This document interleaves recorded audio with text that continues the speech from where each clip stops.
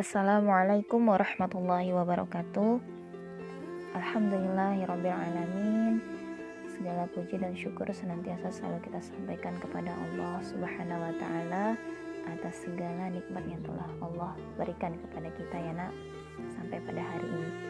Nikmat iman, nikmat Islam, nikmat sehat, nikmat waktu, nikmat dalam menuntut ilmu pula. Banyak sekali yang Allah berikan nikmat kepada hidup kita.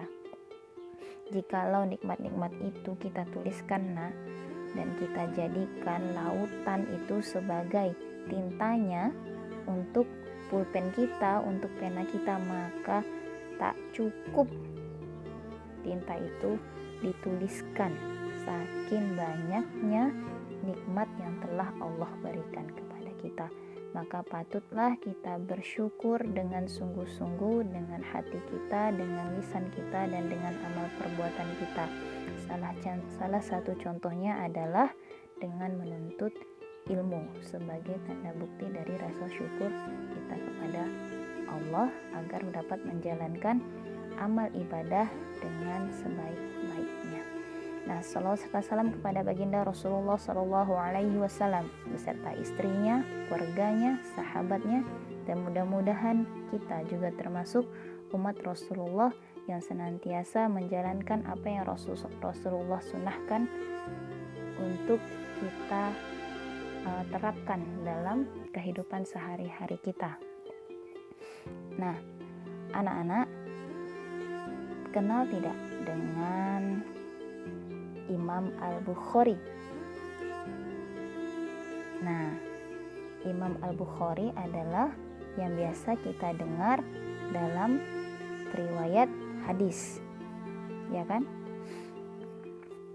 Nah, anak-anak, Imam Al-Bukhari itu sebelum menjadi seorang ulama, beliau hanyalah seorang anak yang ditinggal oleh ayahnya.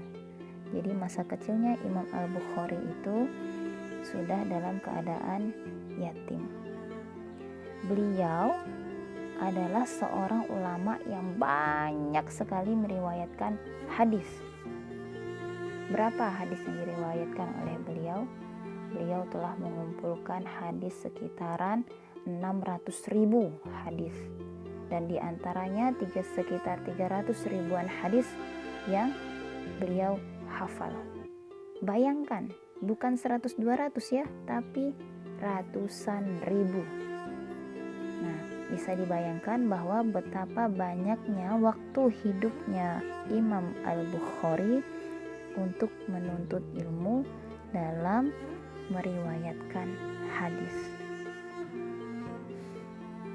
Nama lengkapnya adalah Abdullah Muhammad bin Ismail bin Ibrahim bin Al-Mukhira bin Bardizbah Al-Bukhari. Nah, beliau pada masa kecilnya pernah mengalami suatu penyakit dan membuat kebutaan pada matanya. Sehingga pada masa itu, karena ayahnya sudah tiada ada, maka Imam Al-Bukhari dirawat oleh ibunya. Nah, dengan keadaan beliau yang buta pada masa kecilnya, Allah mengembalikan kembali penglihatannya berkat dari usaha yang ditekuni oleh ibunya, sehingga Allah memberikan kesembuhan kepada Imam Al-Bukhari. Nah, suatu malam ibundanya Imam Al-Bukhari itu tertidur dan kemudian bermimpi melihat Nabi Ibrahim alaihi wassalam. Dalam mimpi tersebut Nabi berkata, "Wahai perempuan, sungguh Allah telah mengembalikan penglihatan putramu karena banyaknya tangisanmu atau banyaknya doa yang kamu panjatkan." Nah, karena ibunya setiap sholat selalu mendoakan Imam Al-Bukhari agar matanya kembali pulih. Nah, jadi pada saat Imam Al-Bukhari berumur kurang dari 10 tahun, beliau sudah mulai belajar berguru kepada seorang ulama ahli hadis. pada umur 10 tahun. Jadi ibunya mengantarkannya untuk belajar. Kemudian tak lama dari itu, setahun kemudian Al-Bukhari menghafal hadis-hadis dari Rasulullah Shallallahu Alaihi Wasallam. Nah, pada usia 16 tahun, sangat muda. 16 tahun itu kalau sekarang baru kelas 3 SMA mungkin ya nak ya. Nah, Imam Al-Bukhari itu sudah menghatamkan hafalan hadis-hadis di dalam kitab karangan dari Waki Al-Jarrah dan Ibnu Mubarak. Nah, kegigihan dari Imam Al-Bukhari dalam meriwayatkan hadis-hadis, dalam mengumpulkan hadis-hadis itu bukan hanya berada di satu tempat, tapi beliau harus pergi jauh-jauh ke Mesir, ke Madinah, ke Aljazair, ke Mekah, kemana lagi? Ke Kufah. Nah, jadi perjalanan dalam menempuh untuk mengumpulkan hadis-hadis itu tidak sebentar, sangat lama. Dan kalau misalnya Imam Al-Bukhari tidak semangat, tidak gigih, maka tak sampailah beliau mengumpulkan banyak hadis. Nah, jadi bisa anak-anak bayangkan bahwasanya begitu semangatnya para ulama-ulama dalam mengumpulkan atau dalam mencari ilmu. Tersebab apa? Dalam hadis Rasulullah Shallallahu Alaihi Wasallam mengatakan, beliau bersabda, barang siapa yang menempuh suatu jalan untuk mencari ilmu, maka Allah akan mudahkan jalannya ke surga. Nah, anak-anak, maka mulai dari hari ini patutlah kita untuk bersemangat untuk mencari ilmu. Apalagi sih keutamaan dari mencari ilmu?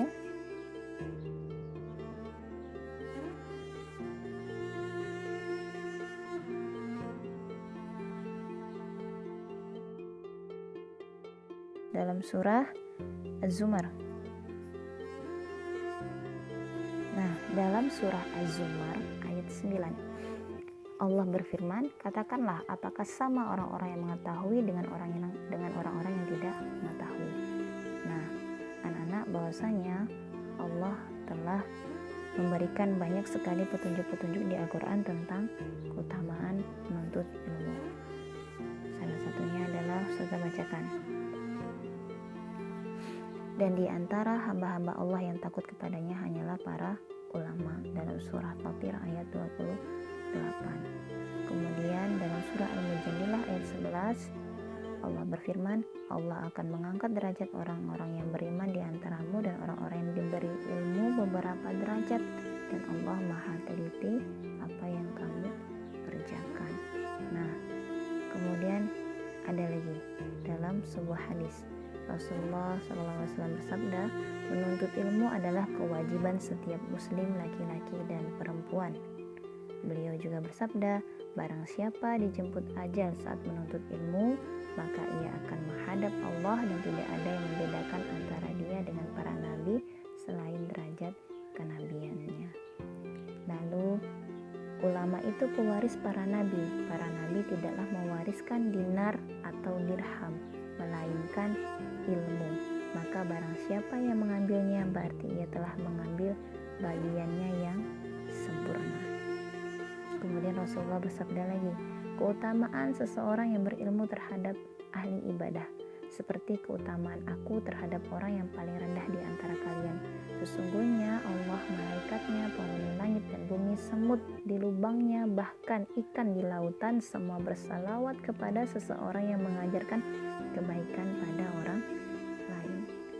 Barang siapa yang Allah kehendaki baginya kebaikan, dia akan menjadikan orang itu mendalami agama.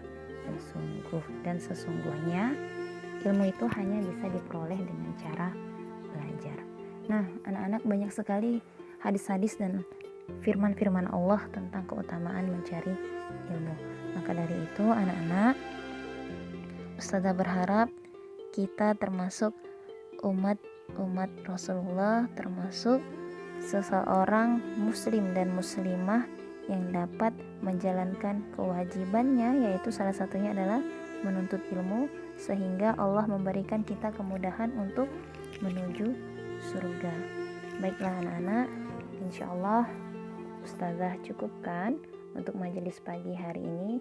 Mudah-mudahan Allah mudahkan kita untuk selalu beramal sholih, salah satunya adalah dengan menuntut ilmu. Mudah-mudahan bermanfaat. Assalamualaikum warahmatullahi wabarakatuh.